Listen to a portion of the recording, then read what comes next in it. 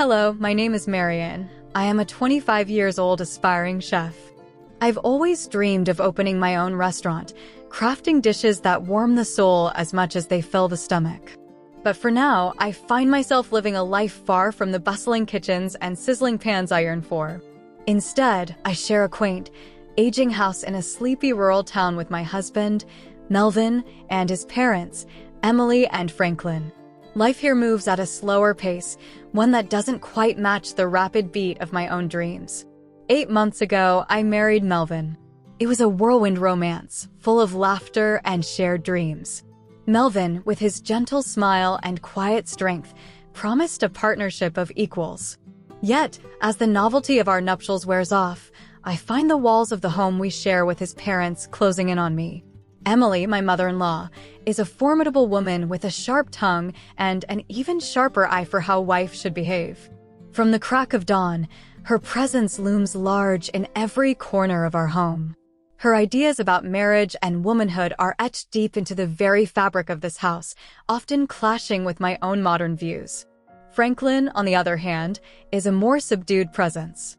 His job often requires him to travel, leaving me under the watchful gaze of Emily. His absence is felt, not as relief, but as a reminder of the challenge I face, living up to an expectation that feels both foreign and outdated. This morning, like every other, I rise early, the aroma of freshly brewed coffee mingling with my quiet aspirations. As I move around the kitchen, trying to imprint my own touch on breakfast, Emily's voice cuts through the calm. "Marian, remember to use less salt. Melvin likes his eggs barely sprinkled." Her words, though simple, remind me of the tightrope I walk daily, balancing my dreams against her standards, my desires shadowed by her disapproval. Melvin, caught in the middle, tries to smooth the edges of our coexistence. Yet, even his warmest intentions can't always bridge the gap between his mother's expectations and my ambitions.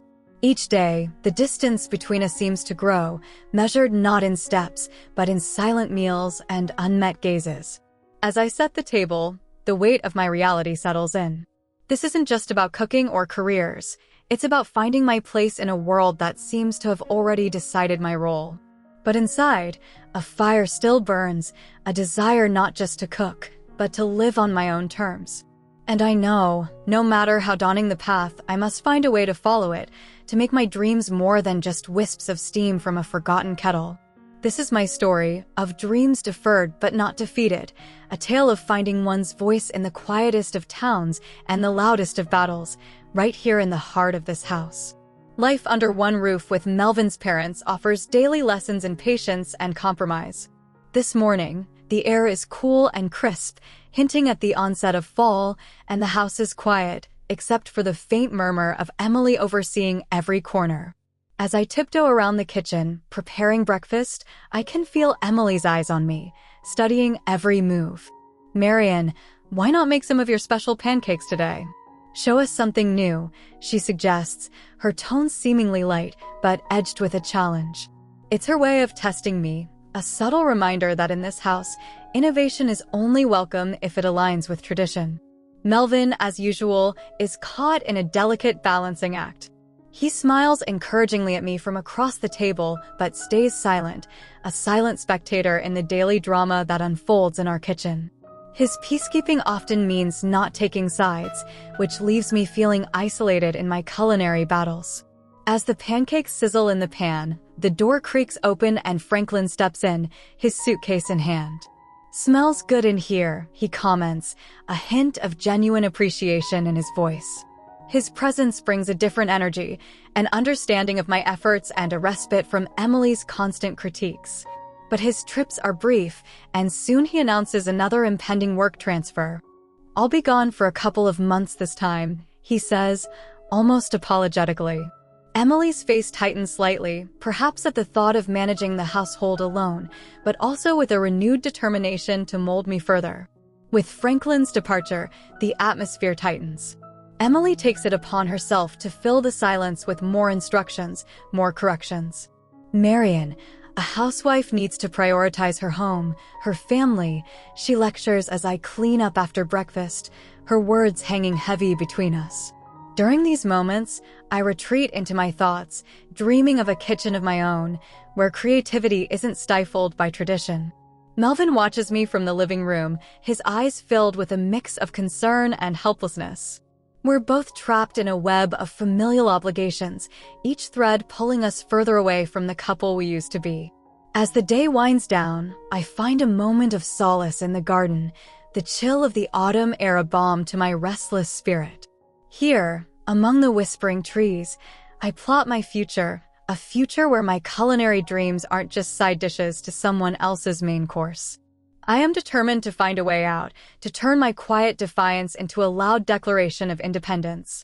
And as the sun sets, casting long shadows over the garden, I resolve to keep pushing, to keep dreaming. For in this house, under this roof, I must find the strength to carve a path not just to my kitchen, but to my very own life. As autumn deepens, the leaves turn golden and the air grows colder, mirroring the chill that has settled inside our home. Emily's rules tighten like a noose, and Melvin's transformation into someone I barely recognize becomes more apparent. Each morning, I wake to the clatter of Emily orchestrating the household. "Marian, this is how you should manage the groceries," she instructs as I listlessly update our pantry. Her voice is a constant echo, dictating every detail of domestic life. Melvin, now more a son than a husband in these moments, nods along to his mother's commands. The distance between us grows with each passing day. He spends his evenings recounting childhood memories with Emily while I sit on the fringes, an outsider in my own home. One day, Emily catches me sketching designs for my dream restaurant. "Marian, you need to focus on supporting Melvin, not these childish fantasies," she chides, her words slicing through my hopes. Melvin overhears and, instead of defending me, sighs, "Mom's right, Marian. Maybe it's time to set realistic goals." Feeling betrayed, I retreat into myself, my dreams shoved into the back drawer along with my sketches. The house feels smaller, the walls closing in as Emily's presence looms larger. Her interference isn't just annoying, it's suffocating. One evening, the tension boils over. Emily finds a cookbook I had hidden under the bed and throws it on the table. "Enough of this nonsense," she declares. "It's time you learn what really matters." Melvin stands by, a silent witness to the dismantling of my dreams. That night, I lie awake, the remnants of my torn sketches fluttering in the trash can. The moon casts a pale glow through the window, and in its light, I make a silent vow. No longer will I allow my spirit to be crushed by the weight of this house and its old-fashioned chains. Determination stirs within me, a quiet storm brewing. I begin to plan in secret, reaching out to contacts I had made in culinary school, seeking advice and exploring opportunities, anything that could pave the way to my escape. Each day, as I move through my chores, a plan crystallizes in my mind. I will no longer be just an observer in my life story, I will be its author. And with each small step, I move closer to the freedom I crave, the freedom to live my life, to chase my dreams, to be me. Emily and Melvin might believe they've shaped the path I walk, but it is I who will choose its direction. With every whispered recipe and hidden sketch, I am slowly, but surely, rewriting my future. Winter settles over our small town, bringing with it a biting cold that seeps through the thin walls of our home. Inside, the atmosphere is just as frosty, with tensions reaching a new high. It's during these bleak days that my health takes a downturn, a nagging cough that turns into a persistent fever. Despite my worsening condition, Emily's demands do not ease, and Melvin's concern is only fleeting. One chilly morning, as I struggle to get out of bed, Emily announces that she and Melvin are leaving for a week-long trip. A mother-son retreat, she calls it, her eyes glinting with unspoken triumph. They pack their bags, oblivious or indifferent to my feeble protests. Left alone, my health deteriorates rapidly. In a haze of fever and chills, I attempt to manage the household, but each task feels monumental. My thoughts drift to my abandoned dreams, my isolation, and the stark realization that I am truly alone. Then comes the day that changes everything. In a delirious attempt to prove I can still contribute, I try to prepare dinner. Emily, before leaving, had strictly instructed me on how to manage the kitchen in her absence. Ignoring my weakness, I heat a pot of water, but my shaky hands are unable to hold it steady. Scalding water splashes over, searing my skin. The pain jolts me to my senses, and in that sharp, excruciating moment, my clarity returns. I cannot live this way any longer. Crawling to the phone, I dial Amanda, Melvin's grandmother, the one person who has always shown me kindness. Amanda arrives as swiftly as the wind outside, her face etched with concern. She wraps me in blankets and rushes me to the hospital, her car cutting through the cold night. In the warmth of the emergency room, as doctors tend to my burns, Amanda holds my hand, her grip firm and reassuring. "Enough is enough, Marion," she whispers fiercely as I lay in the hospital bed. "You deserve better than this. You need to think about your life, your health, and your dreams." Her words echo through the sterile room, resonating deep within me. As I nod, something shifts inside me. This is more than just a recovery, it's a rebirth. I am no longer a passive recipient of my fate, I am its architect. My illness and injury, rather than breaking me, have crystallized my resolve.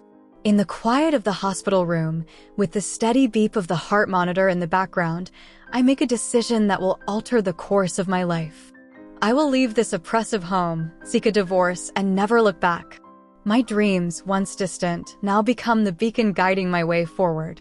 This chapter of suffering will close, and a new one will begin, one where I am free, empowered, and alive.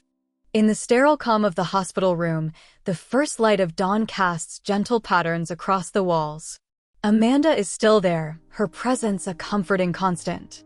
As I awaken fully, the pain is there, but so is a new sense of clarity. "You're going to be okay, Marion," Amanda assures me, her voice a soft but firm promise. The days that follow are a mix of recovery and revelation. As my body heals, my spirit kindles with a newfound determination. Amanda visits daily, each time bringing a piece of the outside world into my confined space. Through her stories, I see glimpses of the life I could have, a life of freedom and fulfillment. "It's time you took control of your own destiny," Amanda says one afternoon, her eyes locking with mine. Her words resonate deeply, igniting thoughts of independence that had been dulled by months of subjugation. She talks about the possibilities that lie ahead, about starting anew, about the restaurant I had always wanted to open. Each conversation with Amanda strengthens my resolve. By the time I am ready to be discharged, my decision is firm. I will not return to the house that had become my prison. I will start fresh, no matter the challenges. With Amanda's help, I move into a small apartment she owns, a place she offers as a sanctuary. It's modest but filled with light and, most importantly, it's mine. Here, I can recover fully, both physically and emotionally, away from the shadows of the past. The legal proceedings begin soon after. Filing for divorce is a daunting step, but necessary. The process is expedited due to the circumstances of my injury and Emily's clear negligence. Public sympathy and legal support are on my side, easing the path. Community reaction is mixed, but many express support, having witnessed Emily's domineering nature over the years. Rumors swirl, tainting the social standing of Emily and Melvin. They try to reach out to explain, to apologize, but I am resolute. My former life with them is over, and I will not be swayed. Amidst this tumult, the seeds of my future begin to sprout. I reconnect with friends from culinary school, network with local chefs, and start planning my restaurant in earnest. Each step forward in my recovery is mirrored by a step forward in my professional journey. By the time the divorce is finalized, I am not just healed, I am transformed. The compensation from the settlement provides the financial foundation I need. With each passing day, the dream of my own restaurant moves closer to reality. Amanda watches this transformation with pride. "This is just the beginning, Marion," she says one evening as we look over plans for the restaurant. Her belief in me, unwavering from the start, has been a beacon during my darkest times. In this new chapter of my life, I am no longer defined by the expectations of others. I am defined by my aspirations, my courage, and my actions. The road ahead is filled with challenges, but for the first time in a long time, it is a road I have chosen for myself.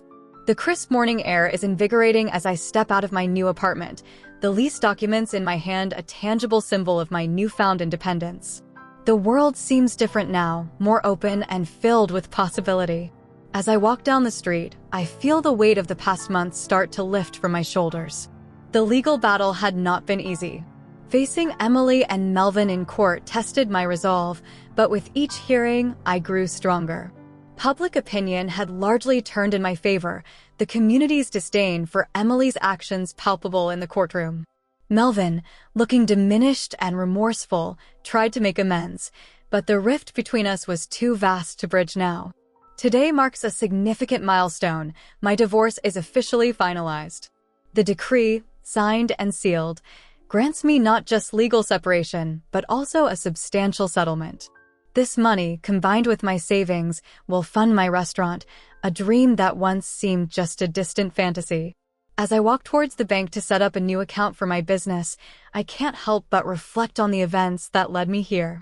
The pain and betrayal were acute, but they propel me towards this moment of empowerment. I am not just starting a new chapter, I am writing a whole new book. In the afternoon, I meet with a real estate agent to look at potential locations for my restaurant. We tour several spaces, but one, in particular, catches my eye, a cozy spot on the corner of a bustling street, the perfect canvas for my culinary aspirations. The lease negotiations begin, a thrilling and nerve-wracking process. Meanwhile, Emily and Melvin face their own consequences. Their attempts to reach out had been persistent, but I remained detached, focused on my path. The community's cold shoulder had forced them into a semblance of introspection. Emily, once the matriarch unchallenged, now finds herself ostracized, a social pariah. In these months, I also see a change in the community's interaction with me.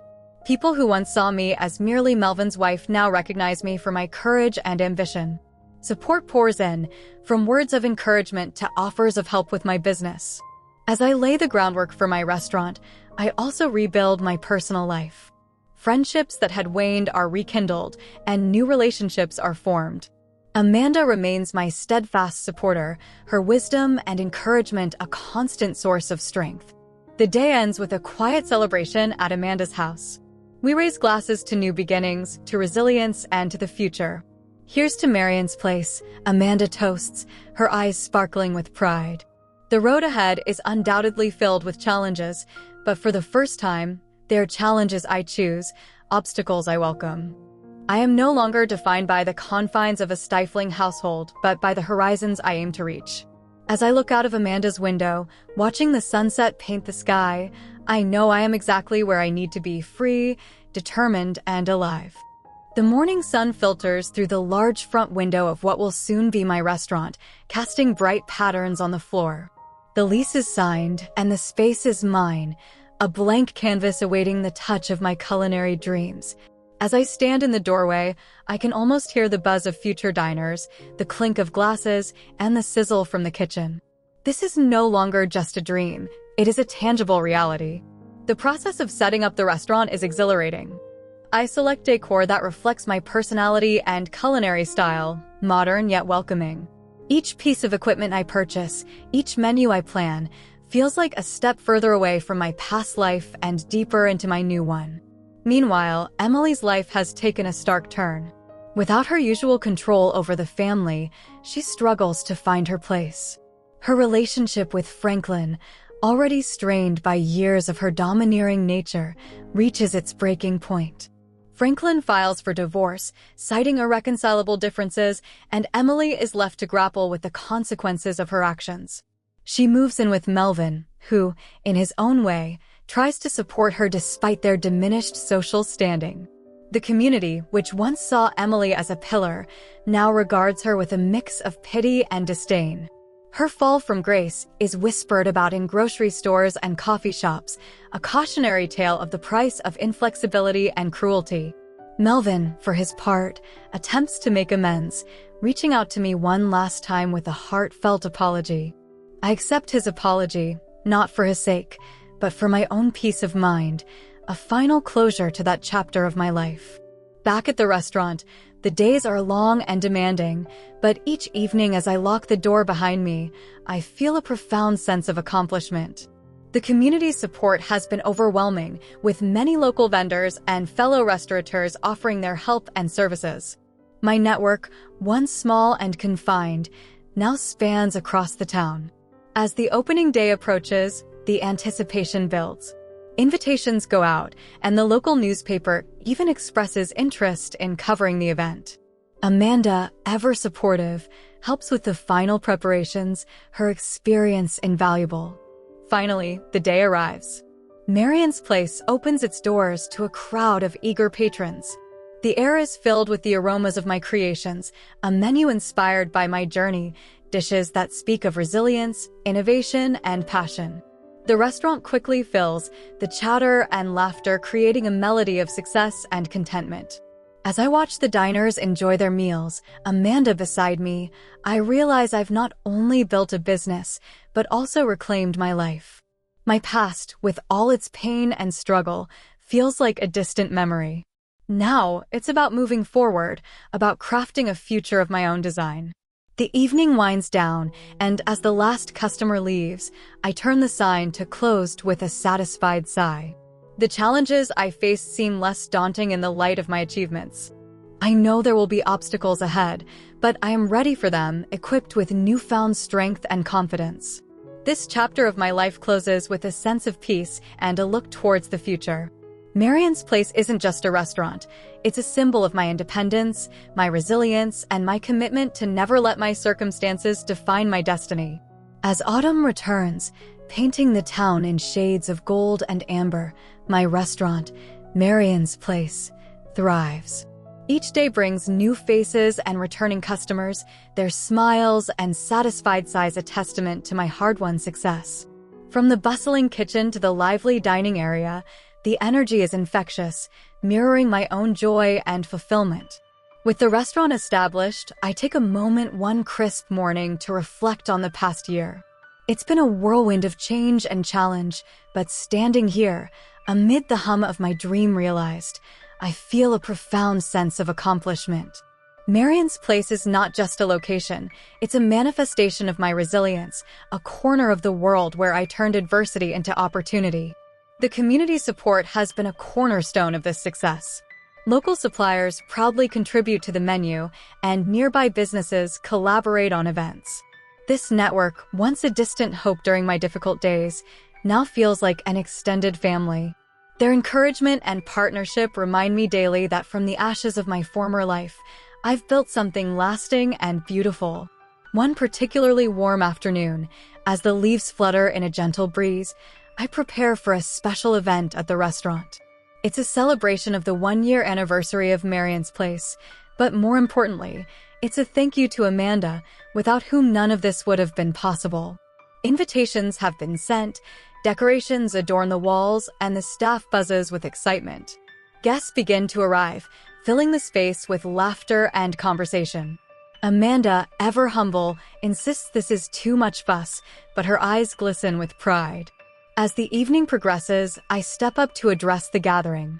With a deep breath, I begin to speak, my heart full. Tonight, we celebrate not just a place, but a journey, I announce, my voice steady. A journey of overcoming, of transformation, and of new beginnings. And at the heart of this journey is a remarkable woman who stood by me when the path seemed impossible. I gesture to Amanda, who shakes her head modestly. The applause is warm and heartfelt. Amanda rises to join me, her steps slow but sure. Marion has done all the hard work, she says, her voice carrying through the room. I just gave her a little nudge now and then. Her understated words elicit smiles and more applause. The night unfolds with stories shared and memories made. The community's embrace is tangible, and as I mingle with guests, I realize how deeply rooted I've become in this place, how much it has given me. As the party winds down, Amanda and I share a quiet moment, watching as the staff clean up. You've made your dreams come true, Marion, she says softly. And you've helped others see that they might do the same. With a nod, I acknowledge her words. My journey, from the depths of despair to the heights of success, has taught me more than I ever imagined about strength, perseverance, and the power of support. As I lock up for the night, the restaurant empty and quiet, I look back one last time.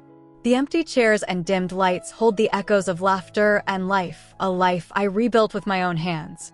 This is more than I ever dreamed, and as I turn the key and step into the cool night, I know that whatever challenges may come, I am ready.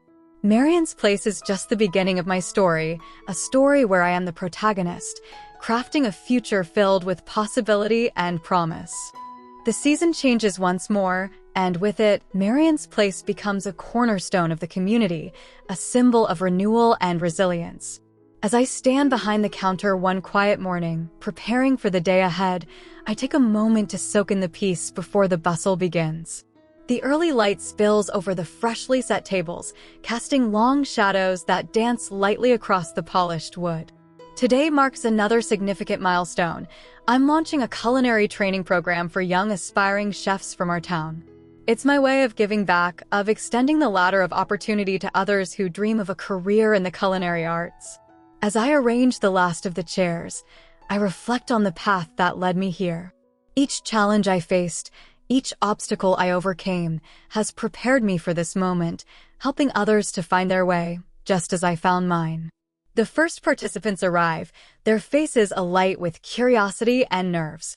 I greet each one, remembering my own early days filled with similar emotions. Welcome to Marion's Place, I say, my voice filled with an excitement that feels both new and familiar. Here, you'll learn more than recipes. You'll learn about resilience, about the courage to follow your dreams.